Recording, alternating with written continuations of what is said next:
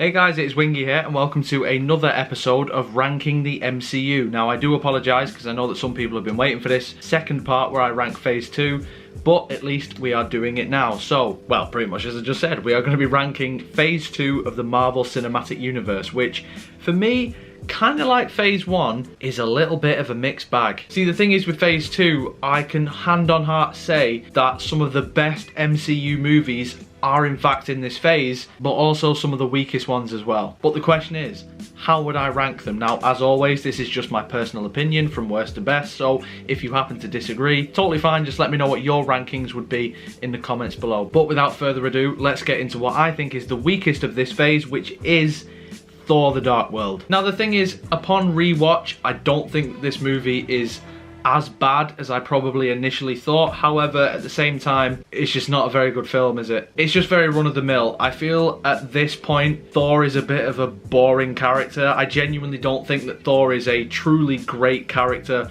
until we get his story arc in Ragnarok. And the thing is with Thor: The Dark World, yes, it's a very well-made movie, yes, it's a very well-shot movie, the special effects are somewhat decent, but it's essentially one of those movies that I would summarize as it's okay as you're watching it, but you don't really remember anything about it. Me personally, I think the reason why something like Ragnarok worked as well as it did was because it is Thor stripped away. Like, he doesn't have his hammer, he doesn't have anybody around him that he knows, really. I mean, I know there's obviously Loki and the Hulk, but he's just a very stripped back version of the character. This movie, he's got Jane Foster, a relationship that I don't really think works that well. I don't really think that they have great chemistry together, and obviously we do get more of that romantic aspect, which kind of weighs the movie down a bit. Obviously with some of her friends as well, they're a bit annoying and grating. I don't really like those characters. The Dark Elves are a bit shit, let's be honest. Terrible waste of Christopher Eccleston as well, and I mean, let's face it, I don't know many aliens who have a Salford accent, which frankly is impressive. And the whole twist of Loki being dead, then he's alive, you can see that coming from a mile away. Like, upon first watch I was like, oh, okay, that's a bit of a ballsy move, but then immediately you think, oh well, it's Loki, the god of mischief, so I wonder what's gonna happen here. Probably the coolest moment in the entire film is when Loki disguises himself as Captain America, briefly. So yeah, not a great film. Probably one of the weakest and one of the ones that I am the least likely to revisit out of the entire MCU thus far. Next up, we are gonna go with what could be a surprising choice, but thinking about it, I don't think I prefer this to any of the other movies in the phase, and that is Avengers: Age of Ultron. Now, here's the mental thing. Go and watch the very first trailer for Age of Ultron, because it looks like a horror film. And I'm not kidding, like, the tone of that trailer is so interesting and it feels so different and so unique, but the end product is essentially a rehash of the first Avengers film. The only difference being is not as good. Now, don't get me wrong, there are some really cool moments in Age of Ultron. I think the Hulkbuster fight is one of the best fights in the MCU. I mean, Iron Man just punching the shit out of Hulk. How could you not like that? But the rest of the film, I feel, falls flat on its ass. And I think the main reason, unfortunately, is Ultron himself. Now, the thing is, I'm not Ultron's biggest fan in the comics. Like, he is just sort of like a robot villain. But at the same time, in this movie, I like the fact that they did try and do something different with him.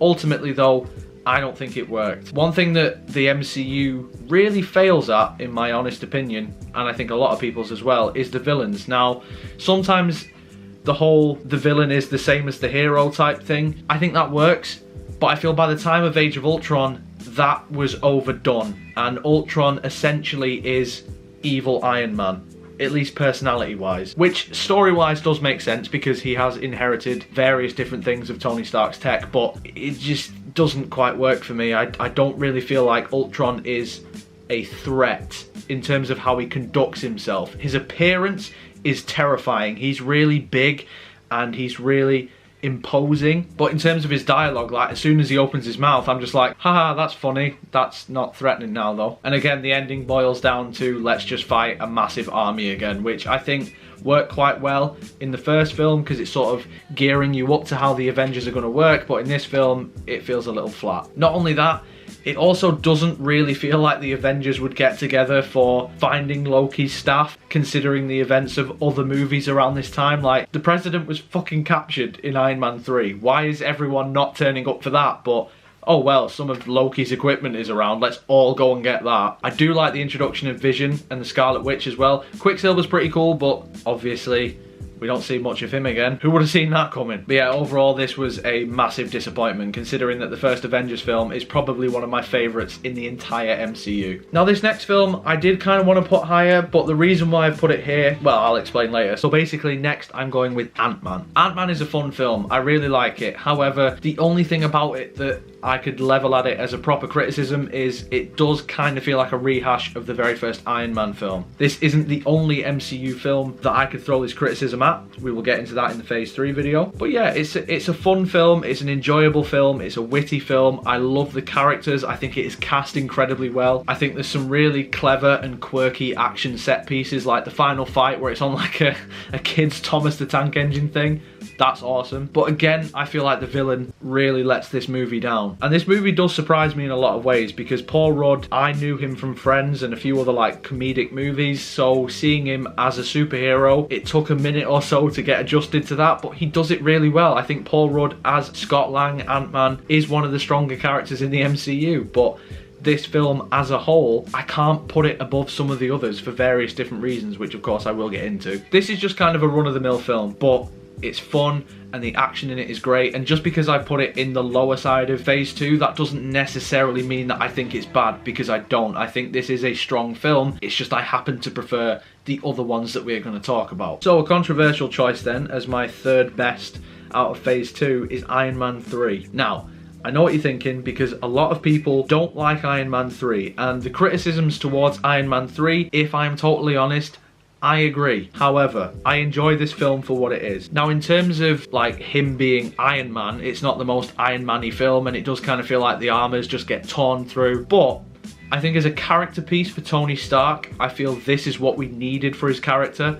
It sort of humbles him a lot more than any of the other movies thus far have done, and I really appreciate that angle. Like, this is not Iron Man 3, this is Tony Stark the movie. Yes, seeing him fly around in the Iron Man suit is of course awesome, but I want to see more about Tony Stark. We know that he's this egocentric billionaire who has got all this tech, he's very intelligent, he's very witty, he's got all of this behind him, but he's damaged. Like, he's gone through some shit, and I feel like, especially with hindsight, looking back at a movie like this, it really hits home, because you can see glimpses of where Tony Stark is gonna end up in Endgame. You see glimpses of it in Age of Ultron as well, to be fair. I know some people don't like his panic attacky stuff, but I quite like that because it adds a vulnerability to Iron Man, and I think superheroes are at their most interesting when they are vulnerable. Again, like I kind of mentioned, the whole thing of the president being kidnapped, why aren't the rest of the Avengers there? Because that's quite a big thing, but at the same time, it is what it is. And of course the Mandarin twist, which I know people want me to talk about. I'm gonna be totally honest, I am not a massive Iron Man fan in the comics, or at least at this point when this film first came out, I wasn't, so that twist probably didn't piss me off the same way that it would have done a number of other people. However, if that twist was done with, I don't know, in a Batman movie for the Joker,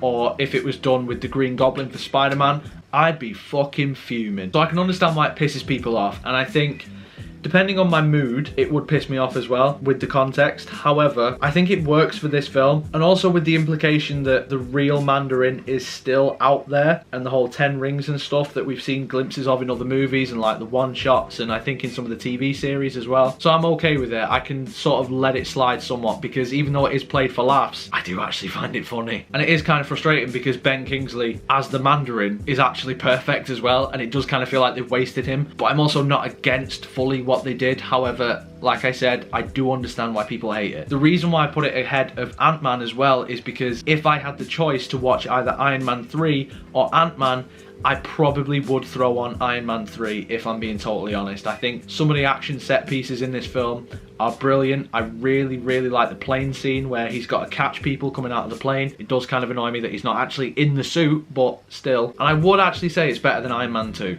Not better than the first one, because that's one of the best films in the MCU, but it's definitely stronger than the second one. So we have got 2 movies left, and as the runner-up for Phase 2, I'm going to have to go with Guardians of the Galaxy. Now this just came out of nowhere, didn't it? This was one of those films that I think everyone was just quietly waiting patiently to see how this movie was actually going to turn out. If I'm being totally honest, I had no idea about the Guardians of the Galaxy. Really, shoot me, I know I claim to be this nerd who reads comic books and stuff, but I did have some knowledge of the Guardians, but I didn't really know enough about them for me to warrant getting very excited about this movie or getting pissed off that they changed stuff or, you know, any of that sort of stuff. I was just more interested because I knew up to this point all of the different characters. So to see a fresh film and a fresh tone in the MCU in terms of like a new group dynamic, and it's in space and how's that going to work, it was really interesting. And this movie is just pure fun right from the get-go. I mean, the soundtrack to this film is amazing. All the different characters are unique and they feel like proper individuals as well. You feel like you really get to know every single one of the characters throughout the entire film, like their personalities, where they came from, why they think and act the way that they do. The chemistry between all of them I think is fantastic as well. And who the fuck actually thought that was Bradley Cooper voicing the raccoon? Because I didn't. In terms of villains, this is probably one of the weaker ones on this entire list, but I kind of let that slide because the rest of the movie is so enjoyable. I'm a big sci-fi fan. If you watch my channel, you know this. But this movie was essentially superheroes in space, so it's like perfect for me. And I enjoy it from start to finish. It's probably one of my favourite movies in the MCU. It's not one of the best ones, I don't think, but it's one of the most enjoyable ones. It's a really fun, relaxing watch as well. And it surprisingly has emotional moments as well, like with Groot towards the end. Personally, I do prefer the second movie, if I'm being totally honest, but there's not much in it. Like, this is a top fucking film, not gonna lie. Irrespective of the MCU, this is just a very fun comic book movie. And then, of course, we only have one film left, and it's got to be Captain America: The Winter Soldier. Now, right off the bat, I've got to say, this is, in my opinion, probably top 3,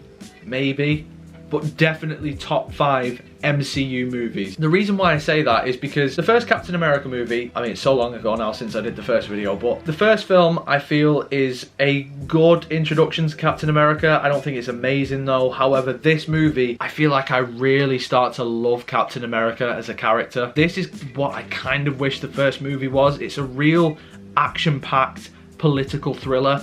And I love that. I love that throughout the entire MCU, we are told that S.H.I.E.L.D. are the heroes and they're this and they're that. And, you know, like there's the Helicarrier and the Avengers and Nick Fury and all these characters are supposed to be on our side. But this film makes you question whether or not S.H.I.E.L.D. actually have the public's best interest, as well as the heroes, in mind. And I just fucking love that. And I love the fact that, of course, it would be Captain America of all people to question this shit. I love the mystery as well of who actually is the Winter Soldier. Annoyingly, I didn't actually have knowledge of the Winter Soldier before this movie, so I googled it. I was like, okay, the Winter Soldier, I don't really know much about that character. Who is that? I really fucking wish I didn't Google that. Even with that knowledge going into the film, that reveal and the emotional weight behind it is amazing. And again, even though it is this political action-packed thriller with all these twists and turns, it's a character piece as well on Steve Rogers. And that final fight, it has so much weight behind it. I like the little callbacks as well to the first movie and all these, like, Toby Jones's character, I can't remember what his name is now, but when he's the computer and he's in like that underground base before it gets bombed,